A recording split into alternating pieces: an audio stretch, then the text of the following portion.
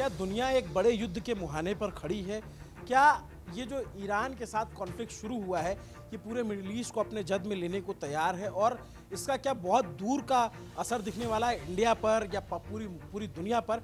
या ये जो शुरुआत एक धमाके या एक बारूद या एक मिसाइल से हुई है, ये कहीं बहुत बड़े विस्फोटक ज्वालामुखी में तो तब्दील नहीं हो पाएगा, हो जाएगा? सवाल इसलिए उठ रहा है कि ये जो वर्ल्ड का आप मैप देखेंगे, ये जो दुनिया का नक्शा है, ये जो पूरा खित्ता है, ये जो पूरा इलाका है, ये इस समय परेशानी में है। ये परेशानी के सबब इनके बने हुए हैं क्योंकि ईरान से जो टसल है वो अब रिफ्लेक्ट करने लग गई है पूरे मिडिल ईस्ट पे। अमेरिका ने ईरान पे इजराइल के साथ मिलकर के हिट किया, ऐसा दावा किया गया। अब ईरान ने रिटेलिएट करना शुरू कर दिया और ईरान उन ठिकानों पर मार रहा है, उन ठिकानों पर बमबारी करना शुरू कर दिया ईरान ने जहां जहां अमेरिका ने, यूएस ने अपने अपने बेस बना रखे हैं। यूएस को विश्व की महाशक्ति इसलिए नहीं कहा जाता कि उसके पास पैसा बहुत ज़्यादा है, उसको महाशक्ति इसलिए कहा जाता है क्योंकि अमेरिका के अपनी ज़मीन से इतर, बहुत लेमैन की भाषा में समझाऊं तो बहुत सारे देशों में उसके बेसेस हैं जहां से वो अटैक कर सकते हैं, जहां पे उनका एयर बेस है या आर्मी बेस है। तो ऐसे ही बहुत सारे यहाँ मिडिल ईस्ट में बहुत सारी जगहों पे उन्होंने अपने बेस बना रखे हैं। चूंकि मैं बहुत विद्वान आदमी नहीं हूँ, बहुत जानकार आदमी नहीं हूँ, आप ही की तरह सामान्य सा खबर समझने वाला आदमी हूँ, समझ लिया कि चल क्या रहा है। लेकिन डिटेल जानने के लिए हमारे पास एक साथी हैं जिनकी तैयारी दुरुस्त रहती है, जिनका थोड़ा अध्ययन भी हमसे ज़्यादा है, वो है विनय सुल्तान।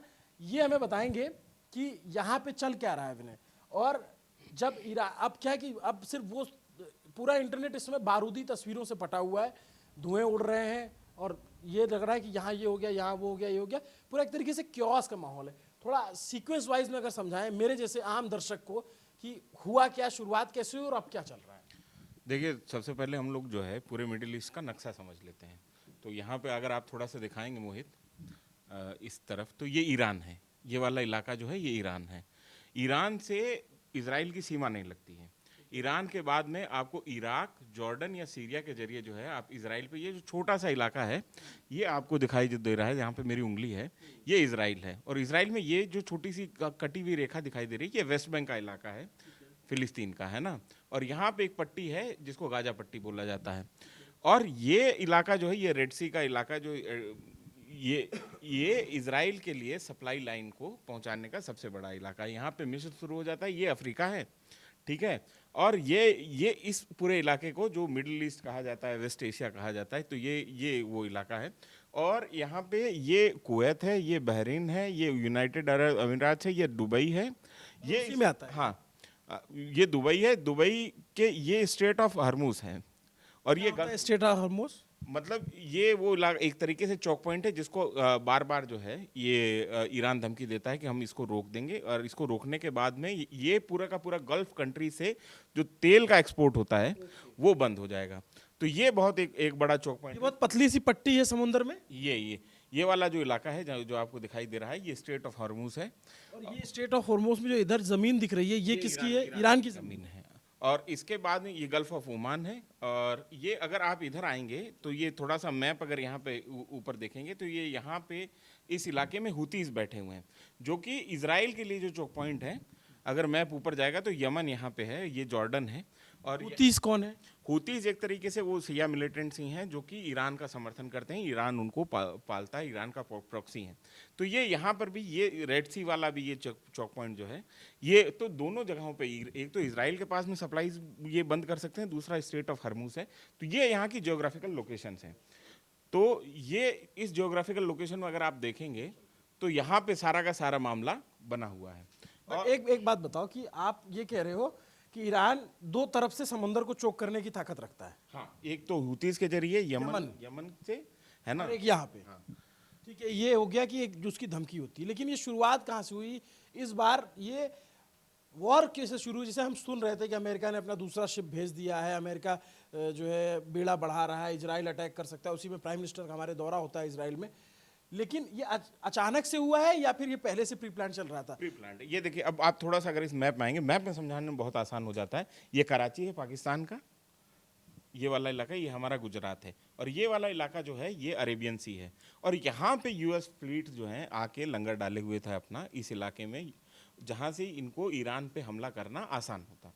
और ये यहाँ पे जो है इस जगह पे आपको चाबहार पोर्ट जो है वो आपको यहाँ पे दिखाई देगा। तो ये स्थिति अभी फिलहाल जो है बनी हुई है। और ईरान के ऊपर यहाँ से हमला किया गया यूएसए की तरफ से, और ये इजराइल की तरफ से हमला किया गया यहाँ से। तो इजराइल ने यहाँ पे जॉर्डन, इराक का जो है एयर स्पेस काम लेते हुए यहाँ पे उन्होंने एयर स्ट्राइक की है ईरान में। तो जिसके जवाब में ईरान ने लगभग 7 कंट्रीज जो हैं उनको एंगेज कर लिया है पूरे के पूरे मिडिल ईस्ट में। मतलब ईरान ने क्या किया कि ईरान पे अटैक हुआ। हाँ, आप मुझे बहुत वैसे समझाइएगा आसान तरीके से, मैं बहुत ज़्यादा जानकारी नहीं है। ईरान पे अटैक किया इजराइल ने या अमेरिका ने? ईरान पे अटैक किया है इजराइल अमेरिका दोनों ने मिलकर के। उसके न्यूक्लियर बेसिस पे या न्यूक्लियर ठिकानों के कई आसपास जगहों पे अटैक किया है। मतलब खास तौर पे शुरुआत जो है यहाँ से स्ट्राइक की हुई। दरअसल हुआ क्या कि ये 1 तारीख तक का समय दिया था ट्रंप ने ईरान को कि वो एक डील पे एग्री हो जाएं, अदरवाइज उनको कॉन्सिक्वेंसेस। मतलब वो डील में कि आप अपना न्यूक्लियर प्रोग्राम सस्पेंड करो, आपका जो प्रॉक्सी ग्रुप्स हैं उनको सपोर्ट करना बंद करो, मिसाइल प्रोग्राम बंद करो, इस तरीके की बात इस तरीके की बातें जो हमने ईरान अभी एक पहले वीडियो किया था उसमें हमने इस पर डिटेल पे चर्चा की थी, जो मैंने और सौरभ ने किया है। तो ईरान के साथ में ये था कि लगातार अभी जेनेवा में बातचीत हुई थी। उसके बाद में डोनाल्ड ट्रंप ने अपने ट्विटर अकाउंट पे लिखा था प्रेसिडेंट ऑफ पीस, और तमाम तरीके की बातें हो रही थी। ये भी बोला गया, वॉल स्ट्रीट जर्नल ने ये खबर ब्रेक की कि जो अमेरिका के साथ में उनकी बातचीत रही है अमेरिका और ईरानियन डेलीगेशन के बीच में, वो पॉजिटिव नोट पे छूटी है। और उसके बाद में ईरान की तरफ से जो डेलीगेशन था वो रुका रहा, और उसने बाकायदा कुवैत के और तमाम। ठीक है, ये सब हो गया। फिर इन्होंने पहला हिट इजराइल ने किया, अब जवाबी कार्रवाई कर रहा है ईरान। और ईरान ने 7 जगहों पे मारे साइमल्टेनियसली मारा है। एक साथ 7 जगहों पे 400 से ज्यादा मिसाइल मारी। ईरान ने एक तरीके से सरप्राइज किया या पहले से नहीं, था ये बिल्कुल एक्सपेक्टेड नहीं था। हालांकि ईरान बार बार ये कह रहा था कि हम ऐसा करेंगे धमकी दे रहे हैं, लेकिन इसको किसी ने सीरियसली नहीं लिया था। 400 मिसाइल एक साथ दागी हैं इजराइल के ऊपर। इंटरकॉन्टिनेंटल बैलिस्टिक मिसाइल दागी हैं, जिसमें 40 मिसाइल दागी गई थी, जिसमें 4 से 5 मिसाइल लगी हैं। बस ये पावर तो डेवलप हो गई। पिछली बार ही हमने देख लिया कि वो इजराइल तक मिसाइल अपनी पहुंचा ले रहा है। हाँ, तो जब ये यहाँ पे मार रहा है तो आप ये समझिए कुवैत, बहरीन, कतर, सऊदी अरब अमीरात, ओमान, ये तो मतलब एकदम सिटिंग डक है ना। और ये तो इनके मतलब ये अमेरिका से इनके बहुत अच्छे संबंध हमेशा से बताए यहाँ पे मिडिल ईस्ट को अमेरिका, क्योंकि ये पूरा का पूरा यहाँ पेट्रो डॉलर्स है, मतलब पेट्रोल खूब निकलता है, ऑयल खूब निकलता है। तो यहाँ पे हर जगह पे इन देशों ने अपनी सुरक्षा के लिए अमेरिका के साथ में सुरक्षा समझौते कर रखे थे, जैसे यूरोपियन यूनियन ने कर रखे थे। जॉइंट बेसिस कई जगहों पे चल रहे थे। तो हम शुरू करते हैं, इनके जो जॉइंट बेसिस हैं वो कहाँ कहाँ पे हिट हुए हैं, मैं आपको बताना शुरू करता हूँ। तो अगर लिस्ट हम देखें तो मैं एक बार लिस्ट निकाल लेता हूँ। तो ये लिस्ट है हमारे पास में, जिसमें बहरीन में अल जुफैर बेस है बहरीन में। उसके अलावा ये बहरीन है, छोटा सा देश है, इसके बीचों बीच एक अल जुफैर बेस है। ये मिलिट्री एयर बेस है, जहाँ पे एयरपोर्ट एयर की भी मतलब एयरफोर्स की भी सुविधाएं हैं, लेकिन खासतौर पे मिलिट्री एयर बेस है। उसके अलावा अमेरिका का 5th फ्लीट का सेंटर भी यहाँ पे है। 5वां बेड़ा जो अमेरिका का है उसका सेंटकॉम का उसका कमांड सेंटर यहीं पे है बहरीन में, तो उसको भी हिट किया गया है। और बाकायदा वहाँ पे एक जो और यहाँ पे आपकी अमेरिकन जो नेवी सील्स हैं, इनकी बाकायदा बटालियन डिप्लॉयड हैं। तो इस पूरे इलाके में अमेरिका के 40,000 सैनिक अभी मौजूद हैं फिलहाल पे। क्यों ईरान नुकसान कर सकता है अमेरिका? ईरान नुकसान कर ही रहा है अमेरिका का। मतलब ये जिस तरीके का रिटेलिएशन अमेरिका की ईरान की तरफ से हुआ है, ये out of the box retaliation है। ऐसा रिटेलिएशन हमको देखने को नहीं मिला था कि इस तरीके का रिटेलिएशन होगा। कतर में अल उदैद जो है, कतर ये रहा छोटा सा जगह है, इसमें अल उदैद नाम की जगह, वहाँ पे एक अमेरिका का एयरबेस है, सबसे बड़ा एयरबेस इस पूरे इलाके में। उस एयरबेस के ऊपर पिछली बार भी जब अमेरिका ने ईरान पे हमला किया था तो ईरान ने सांकेतिक तौर पर उसके ऊपर मिसाइल मारे थे, जो कि उनके एयर डिफेंस सिस्टम ने गिरा दिया था। लेकिन अल उदैद बेस को भी बनाया गया है। दुबई के आसपास भी कुछ हुआ है? दुबई में हुआ है। दुबई में जो इनके क्या कहते हैं, दुबई में अल दफरा एयरबेस है, जबेल एयरबेस है, मतलब यूएई में, और फुजेराह एयरबेस है। 3 एयरबेसेस जो हैं यूएई में, जिसमें यूएई में है या दुबई में है? दुबई में एक एयरबेस है, और यूएई में कुल 3 एयरबेसेस हैं जिनको कि निशाना बनाया गया है। उसके अलावा सऊदी अरब अमीरात में भी जो है रियाद के अंदर धमाके हुए हैं, जिनके वीडियो हमारे पास में हैं। तबुक बेश में है, खामिस मुस्तेज बेश में है, जेद्दा का जो इलाका है ये रहा। यहाँ पे ये जो पोर्ट सिटी है जेद्दा रेड सी में, यहाँ पर भी धमाके हुए हैं, वहाँ पे जाके इनके मिसाइल लगे हैं। जॉर्डन के अंदर, क्योंकि जॉर्डन इनका सबसे बड़ा इतिहादी वो नीचे है, ये है जॉर्डन, माफ़ कीजिएगा, सॉरी, जॉर्डन जो इजराइल से लगा हुआ है, यहाँ पे इसको बहुत इस्तेमाल किया है अमेरिका ने इस तमाम पूरे खित्ते में। और जॉर्डन सबसे बड़ा ये माना जाता है कि एलाई इस पूरे के पूरे इलाके में। और जॉर्डन में भी मुवाफ़क़ साल्टी एयर बेस है, क्योंकि अरेबिक नाम है, थोड़ा लेना मुश्किल। एक हम आप एक नक्शे के जरिए दिखा सकते हैं कि कैसे कहाँ कहाँ हिट किया है, हम अगर थोड़ा मैंने सा। नक्शा मार्क कर रखा है, वो नक्शा जो है मैं हमारे जो एडिटर होंगे उनको मैं बोल दूंगा कि वो लगा दें। जो भी एडिटर होंगे मैं उनको आज पर्सनली बोल दूंगा, क्योंकि कल के वीडियो में हमने ऐसा बोला था, लेकिन हमारे मोहित जी एडिट कर रहे थे, उन्होंने नक्शा लगाना भूल गए। तो अच्छा, एक बात बताइए कि मुझे इस पूरे मसले में सीरिया का क्या रोल है और लेबनान का क्या रोल है? सीरिया में अभी एक तरीके से अमेरिका का प्रॉक्सी जो बैठा हुआ है, आईएसआई मतलब इसराइल मतलब आईएसआईएस आईएल में कभी होता था, तो सीरिया अभी बहुत मजबूत कंडीशन में नहीं है। और यहाँ पे इराक में भी क्योंकि लगातार अमेरिकन ऑक्यूपेशन रहा, अमेरिका ने एक तरीके से वहाँ से सद्दाम हुसैन को हटाया, तो यहाँ पे इब्रिल करके एक जगह है जहाँ पे इनका आर्मी बेस, मिलिट्री बेस है, उसके ऊपर भी हमला हुआ और शदीद हमला हुआ, मतलब लगातार जो है उसके ऊपर मिसाइल गिरी हैं। तो यहाँ पर कैजुअलिटी की भी खबर है कि अमेरिकन सैनिक जो हैं कैजुअलिटी, हालांकि अमेरिका की तरफ से ये कंफर्म नहीं किया गया है। एक बात हम देखते हैं विनय, कि अगर ये पूरा एरिया डिस्टर्ब होगा और इस तरीके से अगर ये सप्लाई चेन बाधित होगी तो उसका असर जरूर है कि हम तक पहुंचेगा। ये मान लीजिए कि स्ट्रेट ऑफ हरमूस अगर चोक होता है और यहाँ पे हुतीस जो हैं इसको गल्फ ऑफ एडन को जो है वो कर देते हैं बंद, तो वैसी स्थिति में ये होगा कि यहाँ से तेल जाने का कोई जरिया बचता नहीं है, और उस स्थिति में तेल के प्राइसेस जो हैं अचानक से शूट कर जाएंगे गल्फ वॉर में। तो ये स्थिति होगी और इसका एक फ़ायदा जो है वो अमेरिका को मिलेगा, क्योंकि अमेरिका वेनेजुएला के जरिए जो है वो ऑयल प्रोड्यूस कर पाने में सक्षम होंगे। बट अमेरिका जब भी कुछ करता है तो जितना दिख रहा होता है उतना तो होता नहीं है, मतलब जितनी भी अमेरिकन हिस्ट्री हम पढ़े जाए, जहाँ जहाँ भी वॉर किया, क्योंकि वो एक मकसद के पीछे कई सारे मकसद लेके चलते हैं अपने एक साथ में। तो इस पूरे जो कॉन्फ्लिक्ट को अभी दुनिया किस तरीके से देख रही होगी? इस पूरे कॉन्फ्लिक्ट में ये था कि इस पूरे कॉन्फ्लिक्ट में दो तीन स्थितियां बनती हैं। देखिए अभिनव, पहली स्थिति ये है कि अमेरिका और इजराइल को एक डेस्परेटली एक अर्ली विक्ट्री की तलाश है, कि मतलब एक डिसाइसिव और अर्ली विक्ट्री हो जाए 48 घंटे में, 72 घंटे में। 4 दिन की इन लोगों ने मियाद ली है वैसे, जो अभी अमेरिका की जो वॉर डिपार्टमेंट है उसकी तरफ से, कि 4 दिन हमारा ये ऑपरेशन चलेगा। तो 4 दिन में आइदर ये यहाँ पे ईरान में रिजीम चेंज कर पाएं या एक डिसाइसिव विक्ट्री यहाँ पे ले लें। चाहते हैं कि अयातुल्ला खामनेई को पद से हटा दिया जाए, इस्लामिक जो क्लेरिक जो वहाँ पे थियोक्रेटिक रिजीम है उसको हटा के एक नई अपने मनपसंद की रिजीम जो है, चाहे वो रजा शाह पहलवी जैसे 79 के पहले हुआ करता था, रजा शाह पहलवी को लाया जाए या वहाँ से कोई लीडर उठाया जाए जिसको रातों रात जो है सड़क से हीरो बना दिया जाए, टाइप वाली स्थिति हो जाए, तो वो हो जाए।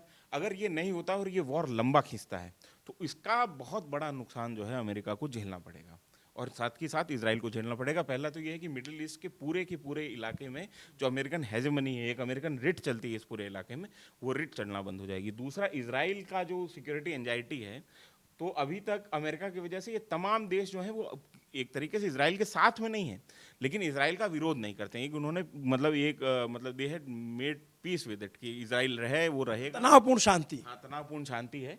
लेकिन अगर अमेरिकन रिट यहाँ पे चलना बंद होगी तो इजराइल की भी सिक्योरिटी एंजाइटी जो है वो अपने, बट ये मतलब बहुत दिनों बाद ऐसा हुआ है, जैसे 60s में जो वॉर हुई, इजराइल ने एक साथ 6 देशों को इंगेज किया था, तो अब ये पहली बार बहुत लंबे वक्त के साथ हो रहा है कि किसी एक देश ने 6-7 देशों को एक साथ इंगेज कर लिया है।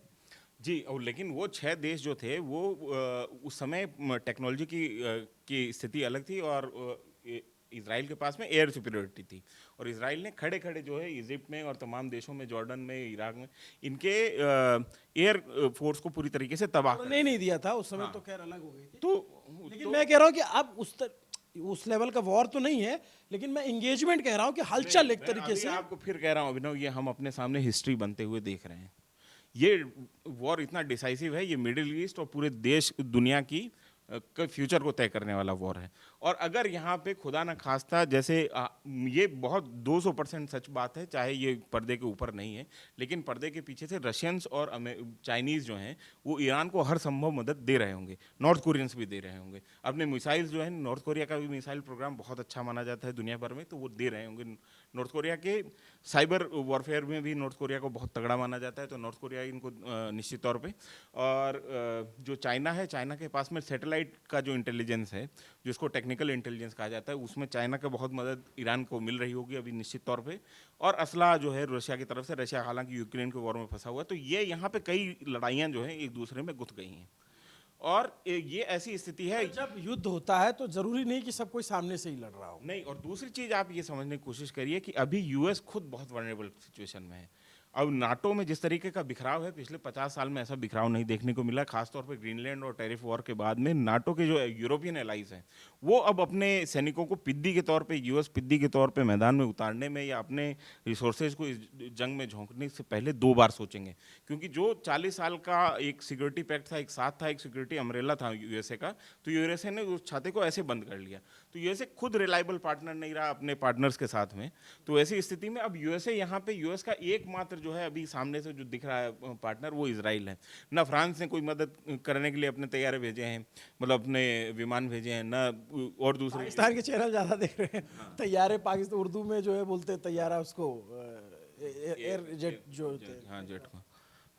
लेकिन मतलब कुल मिला के कहना यही है कि जो विनय भी समझा रहे हैं, और हम इस पे लगातार और भी विद्वानों को बुलाते रहेंगे और भी जानकारी लेते रहेंगे, जो अपडेट आता रहेगा आप तक पहुंचाते रहेंगे। तस्वीरें बहुत सारी दिख रही हैं। ये हिस्टोरिकल वॉर है, ये हिस्टोरिकल वॉर है, आप अपने सामने। बट हम ये कामना करें कि वॉर में ना तब्दील हो। ये अब तो एस्केलेशन तो इस पॉइंट पे चला गया। आज रात को आप देखेंगे कि इस युद्ध के सही मायने में रुझान आना शुरू होंगे। ये तो सुबह जो है 400 जो मिसाइल इन्होंने दागी हैं, 2 वेव दागी हैं, 400 की एक दागी, फिर एक और दागी है।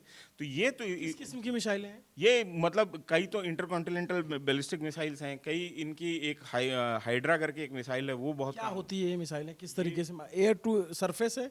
सरफेस टू एयर मिसाइल है, नहीं sorry, surface to surface missile है। और ये ज़्यादातर ईरान ने इसके बेसिस जो हैं वो इन इलाकों में कर रखे हैं। ये जो ये अपना कई मामलों में ये है कि तेहरान के पास में से ये यहाँ से ये मिसाइलें दागी जा रही हैं, कुछ मामलों में यहाँ से दागी जा रही हैं। ईरान अपनी डेमोग्राफी का भी इस्तेमाल करता होगा। ईरान को डिफेंडर्स हेवन कहा जाता है। ईरान में आप बूट्स ऑन ग्राउंड करके ईरान पे कब्जा नहीं कर सकते हैं। और ख़ास तौर पे IRGA जो है, मतलब इस्लामिक रेवोल्यूशनरी गार्ड कोर जो है, उसकी संरचना ऐसी है कि वो जो हर उनके प्रोविंस में IRG के अपने सेंटर हैं और जो कि ऑटोनोमसली काम करते हैं। हालांकि वो एक बहुत लूज स्ट्रिंग से एक कमांड से बंधे हुए हैं, लेकिन उनके कमांडर्स हर इलाके में अलग हैं। और वो अपने, तो इस ऐसी स्थिति अगर होती है कि यूएसए को अपने ट्रूप्स जो हैं अपने बूट्स ऑन ग्राउंड अगर उतारने पड़ते हैं, तो उनको हर प्रोविंस को एक एक करके जीतना पड़ेगा, जो कि बहुत लंबा टास्क है, जिसमें बहुत जान और माल की हानि होगी। और यूएसए ऐसा करने से बचेगा। और अफगानिस्तान में तो उन्होंने वो उस तरह की लगभग टेरेन अफगानिस्तान में झेली है। 20 साल में नहीं कर पाए वो लोग। उनको पता है कि भाई लगभग एक ही तरीके की डेमोग्राफी है, थोड़ा थोड़ा चेंज आएगा इधर आने पर, लेकिन उनको पता है कि भाई एक तरीके का खित्ता है, एक जगह वो 20 साल पिस चुके हैं। तो ये बहुत दूर की कौड़ी लगती है, लेकिन होने को तो कुछ भी हो सकता है कि भाई ज़मीन पे सैनिक उतारते हैं। लेकिन हमारी नज़र इस पूरे कॉन्फ्लिक्ट पे है। और इसमें जो सबसे ज़्यादा खुश कौन है? सबसे ज़्यादा खुश है इसमें जो वेपन लॉबी है, जो जिनको हथियार बनाने होते हैं, वो खुश होंगे। क्योंकि जब इंसान और मानवता खतरे में होती है तो हथियार ही उसमें सबसे बड़ा योगदान देते हैं। और उसमें हथियार चलाने वालों में इंसान होते हैं, चलवाने वाले में भी इंसान होते हैं। अब ये बहुत ज़्यादा मामला जो है आगे बढ़ चुका है, और हम कोशिश करेंगे कि जो भी डेवलपमेंट आता रहे आप तक पहुंचाते रहें, और आसान भाषा में। क्योंकि जब हमको लगता है कि हम जानते हैं तो हम वो सब चीज़ें नहीं पूछ पाते हैं जो हमें आम दर्शक के लिए पूछना चाहिए। तो मेरी कोशिश है कि चूँकि विनय हमारे साथी, इनकी अच्छी पकड़ है, इनका अध्ययन बहुत अच्छा है, इनके सोर्सेज अच्छे हैं, तो ये उस पर लगातार पढ़ते रहते हैं। हम बीच बीच में आप तक आके जो भी अपडेट आए दिन रात आप तक पहुंचाते रहे। और ये तरीका हमारा कैसा लगा ये भी कमेंट करके बताइएगा। और जो हम सुधार कर सकते हैं, जो सवालों में वेरिएशन ला सकते हैं, वो भी आप कमेंट करके बताइएगा। नमस्ते, अभिनव पांडे नाम है मेरा, कैमरे के पीछे मोहित है, और आपने हमारे साथी विनय सुल्तान को तो सुना ही। Thank you. न्यूज़ पिंच को देखते रहिए, सब्सक्राइब करते रहिए, शेयर करते रहिए, हमारा हौसला बढ़ाते रहिए। हम आपके लिए अच्छा कंटेंट लाते रहेंगे। अगर आपको अच्छा लगता है तभी सब्सक्राइब कीजिएगा। Thank you.